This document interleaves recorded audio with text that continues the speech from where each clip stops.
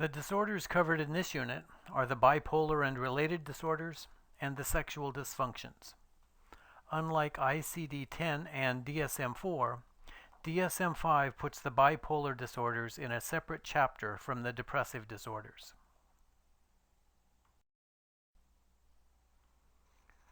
Bipolar and related disorders are separated from the depressive disorders in DSM-5 and placed between the chapters on schizophrenia spectrum and other psychotic disorders and depressive disorders in recognition of their place as a bridge between the two diagnostic classes in terms of symptomatology, family history, and genetics. There are 3 disorders in the bipolar chapter, along with 10 specifiers that can be applied to each diagnosis. Be sure to review the criterion-based definition of manic episode, hypomanic episode, and major depressive episode, which are on pages 124 and 125. In order to meet the criteria for bipolar 1, there has to be a history of at least 1 full manic episode.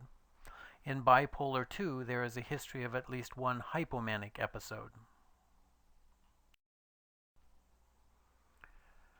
Sexual dysfunctions are a heterogeneous group of disorders that are typically characterized by a clinically significant disturbance in a person's ability to respond sexually or to experience sexual pleasure.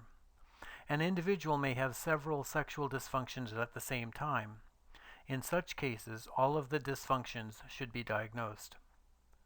Clinical judgment should be used to determine if the sexual difficulties are the result of inadequate sexual stimulation. In these cases, there may still be a need for care, but a diagnosis of a sexual dysfunction would not be made. These cases may include, but are not limited to, conditions in which lack of knowledge about effective stimulation prevents the experience of arousal or orgasm.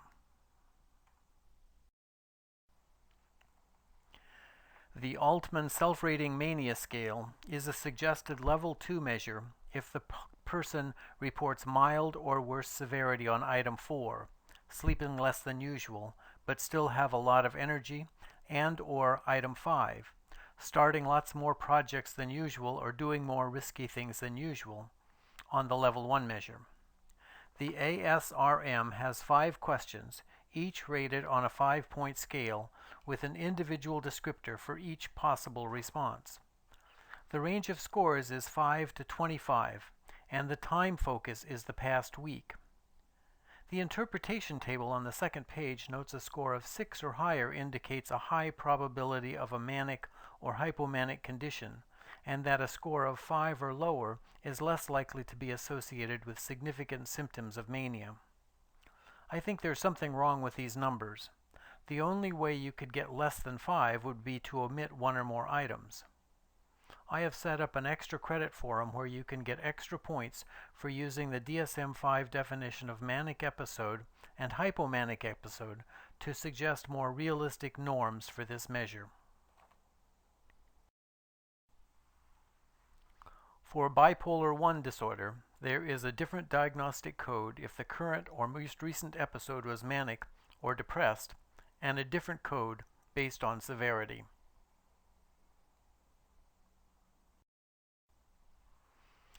DSM-5 is consistent in their use of severity specifiers, but ICD-10 has different severity specifiers when the current or most recent episode is manic or depressed.